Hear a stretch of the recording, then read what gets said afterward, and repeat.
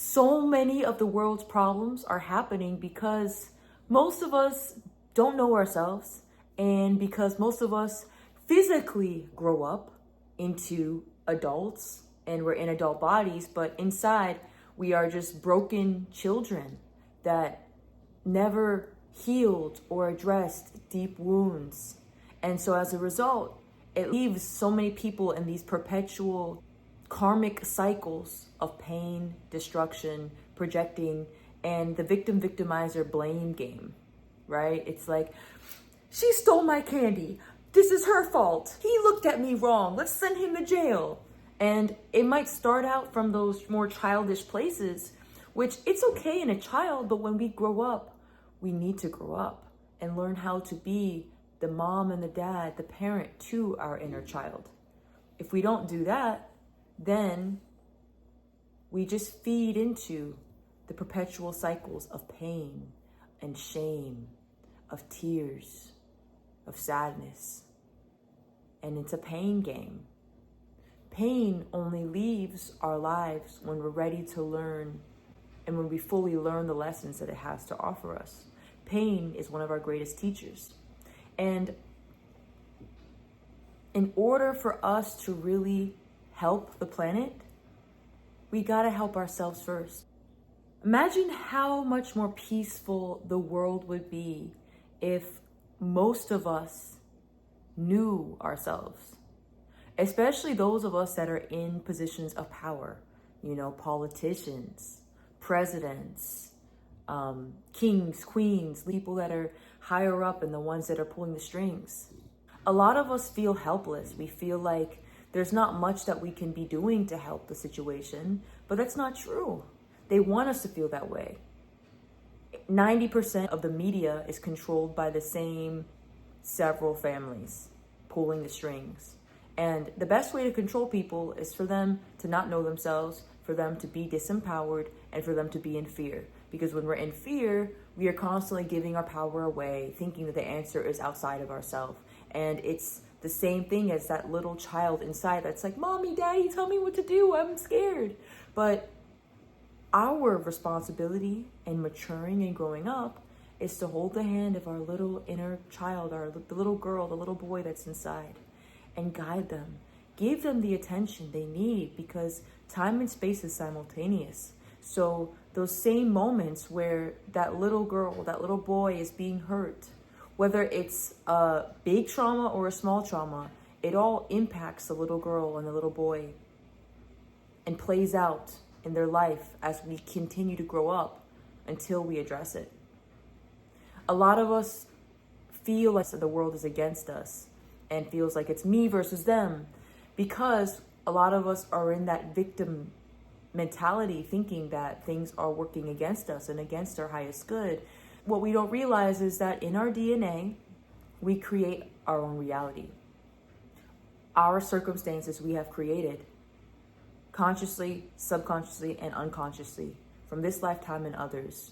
And the positive, the good things we see in our life, that comes from things that we have healed within ourselves and what we're creating into our reality. And the bad things, the negative things we see in our lives, that come from unhealed wounds and parts of ourselves that we have not addressed from this lifetime and others.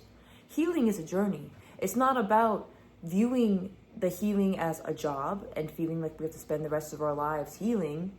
It is a process, but it's about being aware, learning to have fun, prioritizing fun, love, joy, grace, gratitude, responsibility, respect, about embodying the 12 attitudes of mastery,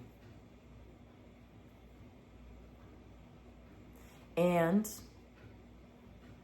fun, while choosing to heal. Because if we don't heal, then these same cycles keep repeating themselves in our lives, and it keeps feeding into the morphogenetic field of the planet, the planetary field of energy that is a part of why things are the way they are. The frequency it resonates and vibrates at manifests itself into our hologram, right?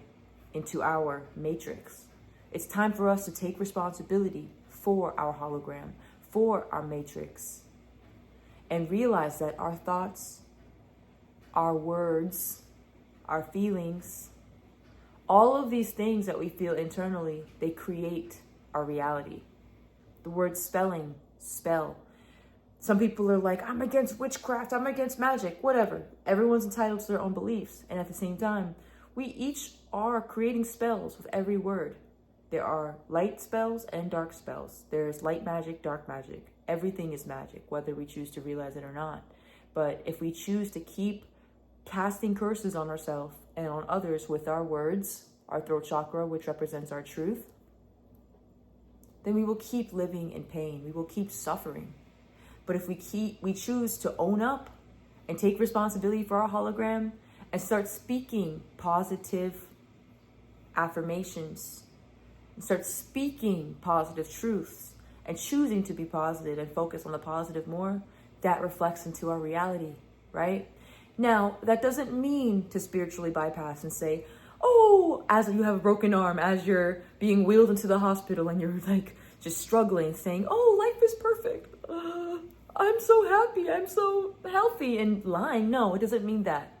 If, for example, you have a broken arm, if you're feeling weak and you're struggling in some way, you can say, I have struggled a lot in my past, but I am creating the bridge of healing so that I can thrive instead of survive, so that I can be happy, healthy, and well. And you start using your words in a way where you're co-creating while acknowledging what you have gone through and what you're going through, but you're creating that bridge to get from one state to another, right?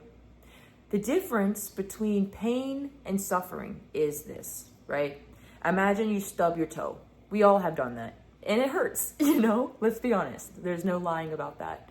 But when you stub your toe, you get to choose to say to yourself, ow, and move on as you limp away and then eventually goes away. Or you can say to yourself, ow, oh my gosh, why does this always happen to me? This sucks. The worst things happen to me. My day couldn't have gotten any bit worse. And then just those thoughts lead into a dark hole, a black hole. And then it's this weight, this dense energy that comes over us and pulls us down, right? That's when we suffer, when we start to choose those negative thoughts that lead us into a loop, and we stay in those loops until eventually we become that loop, right? So many people stay in that state and they're just suffering. We get to choose if we suffer or not, regardless of our circumstances. Of course, some people truly do have it harder than others, and we all create our reality, even if it doesn't make complete sense to us, right? We are creators and creatrixes. We are powerful. We are the visionaries, the light beings, the seers, the healers that we need if we so choose to rise up to the occasion. So, do you feel like you are a broken child inside that has not grown up? Do you feel like you're disconnected from yourself and are operating from this place of unconscious pain, hurt, misery, and suffering? If so, that's okay. The first step in changing is always awareness. Once you're aware, you can start developing that awareness by practicing mindfulness, by sitting in stillness more, meditating, being conscious of the thoughts you choose to have. And it's a process, it's a journey, right? But have fun while you're doing it. Make fun a priority. So many of us are so serious and take ourselves way too seriously, and it makes us like, I am serious. Instead of like, you know what, I'm healing. I messed up today, but I'm vibing. So choose how you want to live. If you are ready to come back home to yourself and you feel like you need help because there's so much information out there and you have the drive, you have the fire, you have the desire to quantum leap, to get to that next level on your journey, but you don't know how to get there, but you're ready to invest the time and the energy to do it, and you need a helping hand, some support, some accountability. My name is Daelia Clemens, and I am a spiritual life coach, and I work with people that identify as highly sensitive or an intuitive or an empath or a starseed. people that are looking to come back home to themselves because they're feeling lost and they're ready to start feeling more fulfilled with clarity of how they are operating and navigating life. And I help them go from one state of being to another so that by the end of our time, our package together, they look back and they barely even recognize the person they were before because they have blossomed into the person that they've always wanted to be.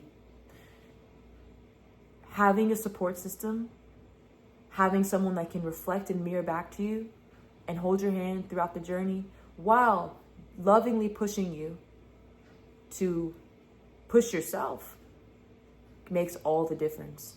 I know for me, I shouldn't say wasted, but some processes and parts of my healing journey took a lot longer than they had to or than I would have liked them to because I kept finding myself going in loops and I didn't have the tools that I have now, and I would have done anything to work with this current version of myself. And that's one of the reasons why I have decided to step into this role and be of service, because I want to be that person that people feel like they need help with and assistance from, so that they don't have to feel they have to go at it alone. And it's easier when you have someone that has started to do this work for themselves and can offer some tools and insights. Let's just be honest. So if you're interested, I offer free discovery coaching calls where we get to know each other more. We get a vibe, feel our energies out, and we will talk about some of the current obstacles you're facing, where you want to go. And I have my Calendly linked below. And if we're a good fit, we'll start working together. And if not, that's cool too. I can point you to some resources that can help as well. Regardless, have a blessed day. Choose if you want to learn from pain or if you want to continue to suffer. Choose if you want to grow up and be the adult, the parent to that inner child, and also include your inner child in your everyday life. Choose the path you take. You've got the power.